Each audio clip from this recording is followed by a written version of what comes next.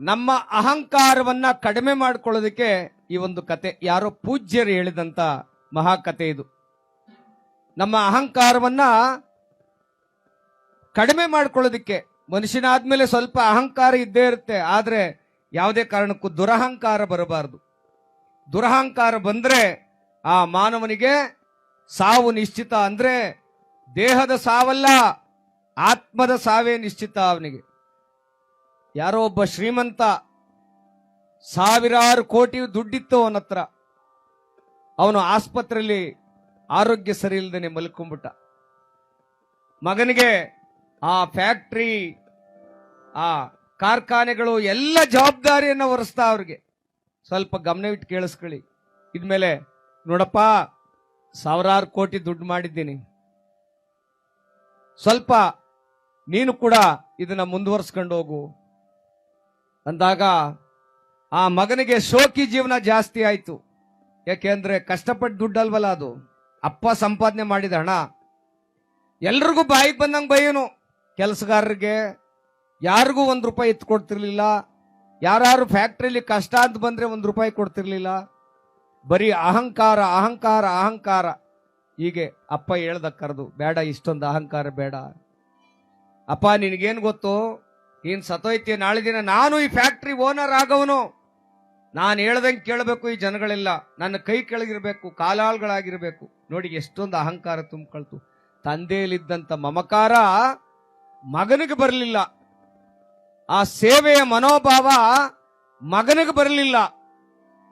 ಆಗ ತಂದೆ ಸಾಯೋದು ಇನ್ನು ಸ್ವಲ್ಪ ದಿನ ಅನ್ನುವಂಗೆ ಆ ಮಗನ ಹೆಸರಿಗೆ ವಿಲ್ ಬರೆದಂತೆ. ನೋಡಿ, ಆಸ್ತಿ, ಅಂತಸ್ತು, ಐಶ್ವರ್ಯ ಎಲ್ಲ ನನ್ನ ಮಗನಿಗೆ ಸೇರ್ಬೇಕು ಅಂತ ವಿಲ್ ಬರೆದಿಟ್ಟ.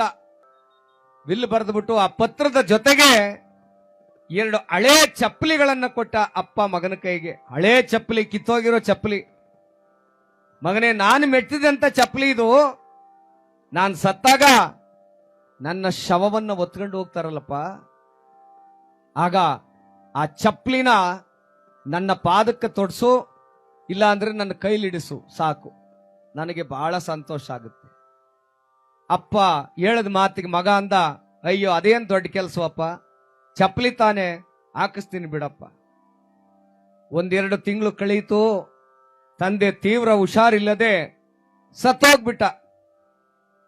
ಅವತ್ತು ಏನು ಅವರ ಮನೆ ಕುಲದೇವರ ಪೂಜಾರಿಗಳು ಎಲ್ಲ ಬಂದು ಆ ಹೆಣಕ್ಕೆ ಸಿಂಗಾರ ಮಾಡಿ, ಆ ಏನು ಪೂಜೆ ಪುನಸ್ಕಾರಗಳಿದೆಯೋ ಎಲ್ಲವನ್ನು ಮಾಡಿ, ಇನ್ನೇನು ಶವವನ್ನ ಹೊತ್ಕೊಂಡು ಹೋಗ್ಬೇಕನ್ನಷ್ಟರಲ್ಲಿ ಮಗ ಅಂದ, ಅಪ್ಪ, ನಮ್ಮ ತಂದೆಯ ಕೊನೆ ಆಸೆ ಈ ಚಪ್ಪಲಿಯನ್ನ ಅವರ ಕಾಲ್ಗೆ ಹಾಕಬೇಕು, ಇದನ್ನ ಹಾಕ್ರಪ್ಪ ಅಂದಾಗ ಅಲ್ಲಿನ ಪೂಜಾರಿಗಳು ಹೇಳಿದ್ರು, ಇಲ್ಲ ಇಲ್ಲ, ಈ ಹೆಣಕ್ಕಾಗ್ಲೇ ನಾವು ಹೋಮ ಅವನವೆಲ್ಲ ಮಾಡಿದ್ದೇವೆ, ಸ್ವರ್ಗಕ್ಕೆ ಹೋಗುವಂತ ಸಮಯ ಇದು, ಹಳೆ ಚಪ್ಪಲಿಯನ್ನ ಹಾಕಿದ್ರೆ ಇದ್ಯಾವ ಧರ್ಮವಪ್ಪ ಇದು, ಆಗಲ್ಲ, ಚಪ್ಪಲಿಯನ್ನ ತೊಡಸ್ಲಿಕ್ಕೆ ಆಗೋದಿಲ್ಲ. ಯಜಮಾನ್ರುಗಳೆಲ್ಲ ಸೇರಿದ್ರು.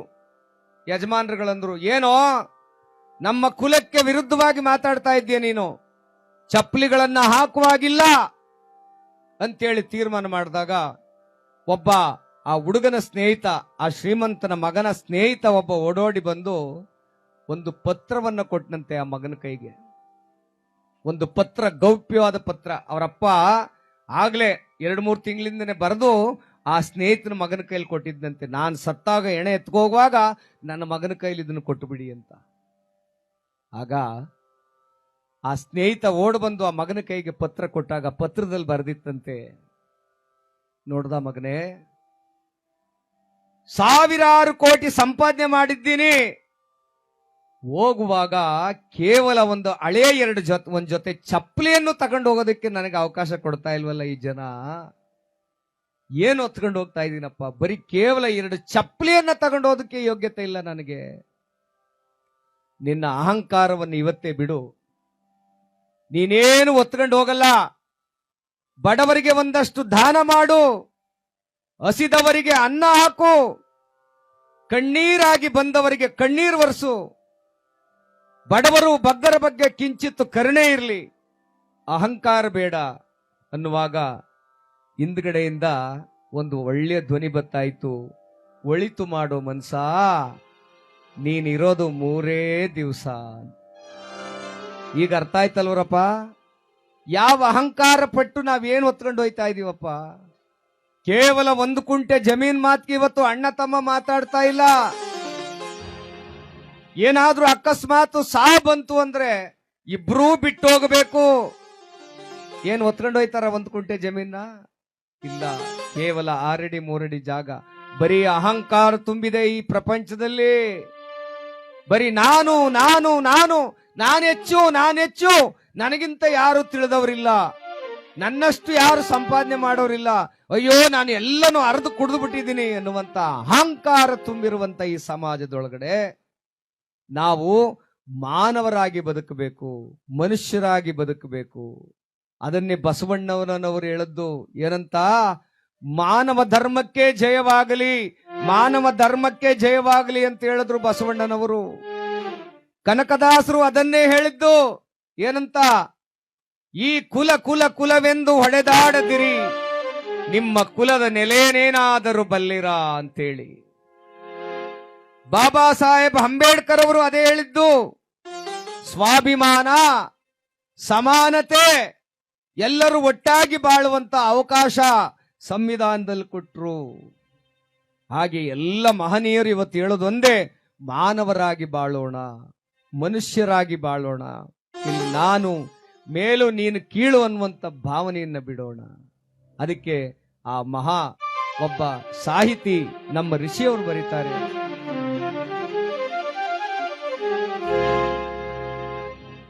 ಸ್ವರ್ಗ ನರಕ ಎಲ್ಲ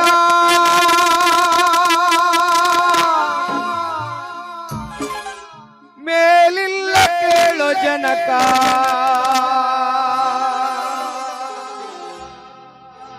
ಇಲ್ಲೇ ಕಾಣಬೇಕು ಉಸಿರಿರೋ ಕೊನೆ ತನಕ.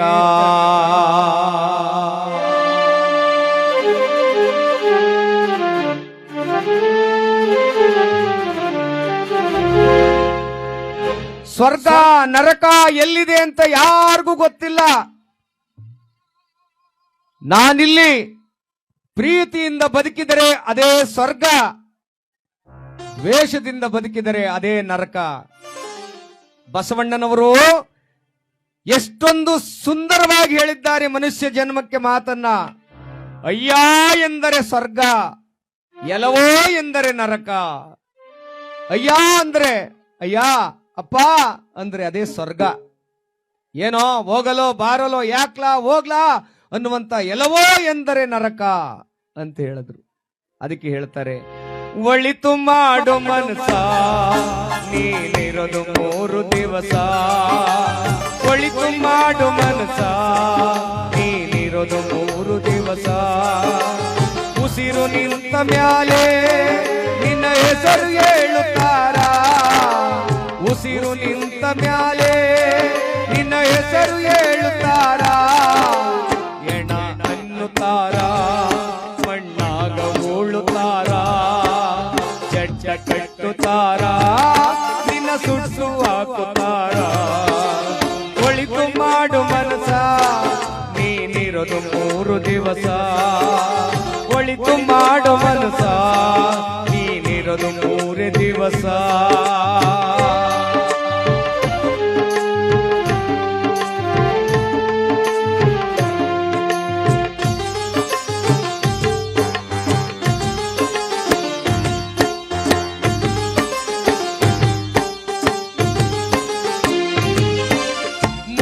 ದಿನದ ಸಂತೆ ನಗು ನಗುತ್ತ ಮಾಡಬೇಕು, ದ್ವೇಷವೆಂಬಂತೆ ನೀ ಸುಟ್ಟು ಹಾಕಬೇಕು.